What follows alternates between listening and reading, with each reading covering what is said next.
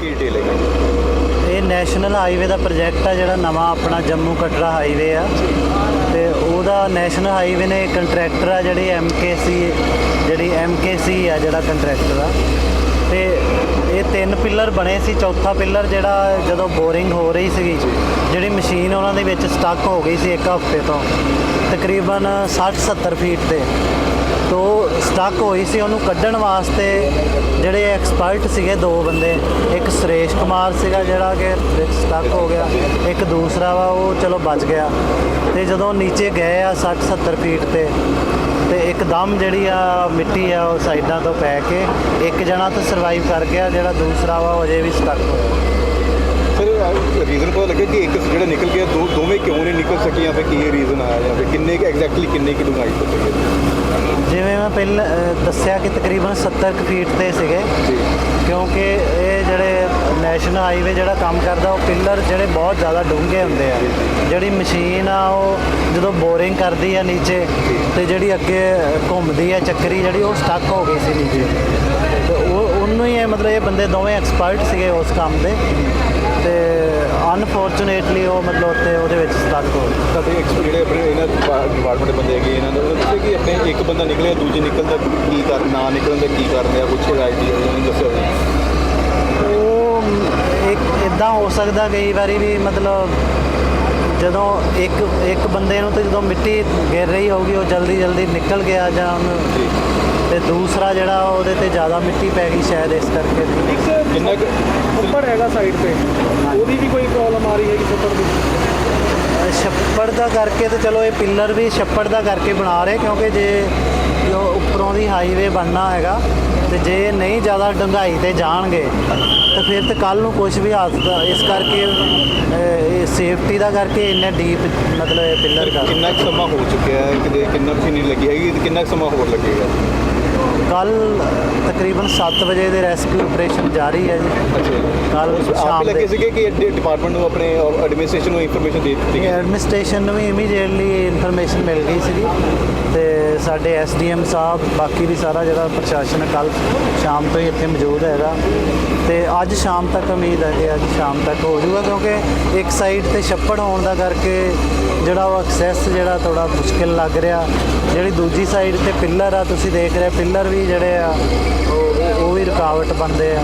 ਉਹ ਪਿੱਲਰ ਕਾਫੀ ਡੂੰਘੇ ਆ, ਮਤਲਬ 70-80 ਫੀਟ ਤੱਕ। ਜਿੱਦਾਂ ਹੁਣ ਛੱਪੜ ਦੇ ਬੰਨ ਨੂੰ ਵੀ ਪੱਕਿਆ ਕੀਤਾ ਜਾ ਰਿਹਾ, ਛੱਪੜ ਪਾਣੀ ਵੀ ਬਾਹਰ ਕੱਢਿਆ ਜਾ ਰਿਹਾ। ਜਿਹੜਾ ਛੱਪੜ ਆ ਉਹਦੇ ਵਿੱਚੋਂ ਆਪਾਂ 3 ਥਾਵਾਂ ਤੇ ਜਿਹੜੇ ਡਰੇਨ ਆਊਟ ਕਰ ਰਹੇ ਪੰਪ ਲਾਏ ਹੋਏ ਆ, ਤੇ ਛੱਪੜ ਵਾਲੀ ਸਾਈਡ ਨੂੰ ਹੁਣ ਅਸੀਂ ਮਿੱਟੀ ਲਾ ਰਹੇ ਆ। ਮਿੱਟੀ ਉਧਰ ਨੂੰ ਸ਼ਿਫਟ ਕਰਕੇ ਤਾਂ ਕਿ ਸਾਨੂੰ ਵਾਈਡਰ ਮਿਲ ਜਾਵੇ, ਤੇ ਡੂੰਘਾਈ ਤੇ ਜਾ ਕੇ ਆਪਾਂ ਜਿਹੜਾ 70, ਕਿਉਂਕਿ ਜੇ ਮਸ਼ੀਨ ਪਹਿਲਾਂ ਅੱਗੇ ਨੀਚੇ ਗਈ ਸੀਗੀ, ਜਦੋਂ ਨੀਚੇ ਗਈ ਸੀ ਉਹ ਫਿਰ ਮਸ਼ੀਨ ਵਾਲੇ ਨੂੰ ਵੀ ਖਤਰਾ ਕਿ ਜੇ ਉਹ ਮਸ਼ੀਨ ਅੰਦਰ ਜਾਂਦੀ ਸਾਈਡਾਂ ਤੋਂ ਮਿੱਟੀ ਜਿਹੜੀ ਆ ਉਹ ਮਸ਼ੀਨ ਵਾਲੇ ਨੂੰ ਵੀ ਖਤਰਾ ਹੋ ਸਕਦਾ। ਕੋਈ ਸੰਪਰਕ ਹੋ ਪਾਇਆ ਸੁਰੇਸ਼ ਨਾਲ ਦੇ ਵਿੱਚ?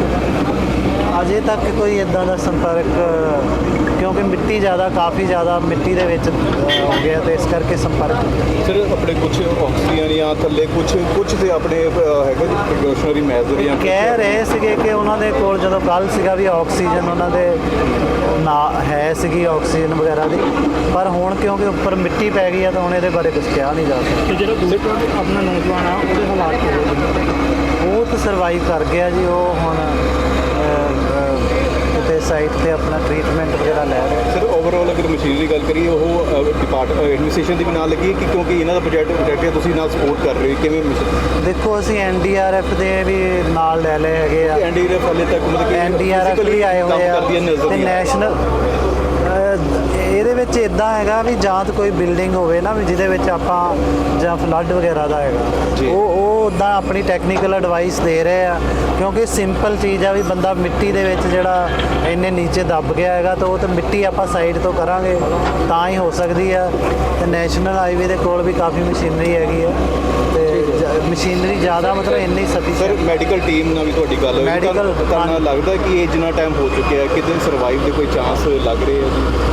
ਅਸੀਂ ਤਾਂ ਆਪਣੇ ਵੱਲੋਂ ਉਮੀਦ ਹਰ ਕੋਈ ਰੱਖਣੀ ਚਾਹੀਦੀ, ਕਿਉਂਕਿ ਕਈ ਵਾਰੀ ਜਿਹੜੇ ਭੁਚਾਲ ਵਗੈਰਾ ਜਾਂ ਬਾਕੀ ਥਾਵਾਂ ਤੇ ਵੀ ਜਿਹੜੇ ਲੋਕੀ ਦੱਬੇ ਜਾਂਦੇ ਆ, ਕਈ ਵਾਰੀ ਮਤਲਬ ਇਦਾਂ ਦੀ ਉਮੀਦ ਤੇ ਰੱਖਣੀ ਚਾਹੀਦੀ ਹੈ। ਬਾਕੀ ਇਹਦੇ ਬਾਰੇ ਤੇ ਜੋ ਪਰਮਾਤਮਾ ਨੇ ਮਤਲਬ ਹੈਗਾ ਉਹ ਉਦੋਂ ਉੱਪਰ ਤਾਂ ਕੁਝ ਕਹਿ ਨਹੀਂ ਸਕਦੇ।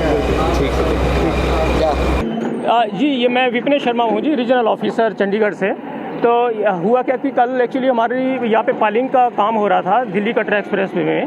तो उसमें हमारा पाइलिंग में क्या था कि एक जो उसका बॉटम पार्ट होता है कैली, वो नीचे फंस गया।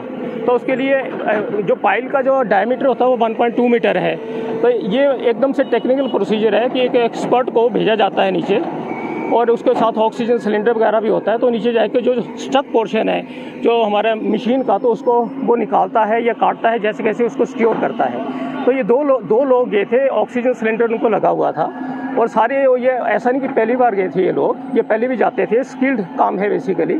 तो जब ये नीचे गए तो एक तो इन्होंने मशीन वगैरह को सिक्योर कर लिया था वहाँ से, क्योंकि बेसिकली हमारे 23 मीटर का पाइलिंग होना था, 20 मीटर का पाइलिंग हो चुका था बेसिकली हमारा। तो इसको हमने मशीन को दोबारा से रिस्टोर करके दोबारा 3 मीटर का पाइलिंग और करना था हमने। तो लोग ये नीचे गए, सारे जो सेफ्टी पैरामीटर्स उनको कंप्लाई किया गया था, और ये एक्सपीरियंस लोग थे, ऐसा नहीं था।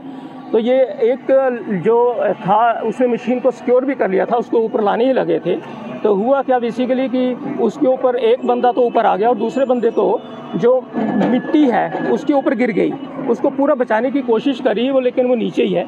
तो उसमें हम कोशिश कर रहे हैं प्लीज़ उसको कि उसको निकाला जाए। सर एक सवाल है कि ये सारा घटनाक्रम हुआ है, लापरवाही है या किस तरीके से बैड लग के चलते ये सारा ये? सर इसमें जितने भी प्रिकॉशंस हैं वो सारे लिए गए हैं। लापरवाही तो आप परमात्मा का कुछ इस तरह से अनहोनी हो गई है। तो ऐसा नहीं है कि लापरवाही की उसको सिलेंडर के साथ भेजा जाता है, जैसे 20 मीटर नीचे अगर किसी को भेजा जाता है, और जो पहली बार तो जाता नहीं है सर। तो बेसिकली वो नीचे गया है तो उसके साथ पूरा कॉन्फिडेंस था, उसको स्किल थी, जो काम उसने करना था वो उसने कर दिया था। एक बंदा वापस एकदम से हमने इवैक्यूएट कर लिया। दूसरे बंदे को इवैक्यूएट करने से पहले उसकी आसपास की जो मिट्टी थी उसके ऊपर गिर गई सर। तो उसको हम निकाल रहे हैं। तो अभी स्टेटस क्या है कि कुछ दिखाई दे रहा है? सर अभी आप खुद ही देख लीजिए, अभी हमारा 25-30 फीट के आसपास हुआ है, हमने 70 फीट के आसपास जाना है।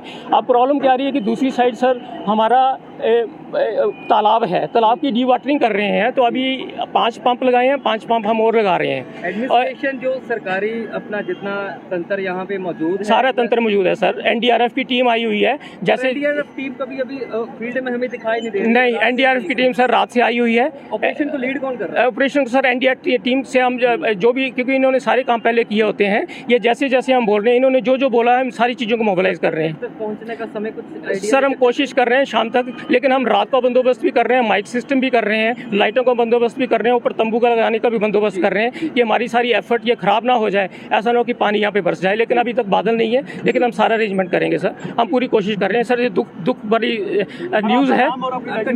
मैं सर रीजनल ऑफिसर हूँ, NHI में चंडीगढ़ से आया हूँ मैं, और मेरा विपिनेश शर्मा नाम है सर।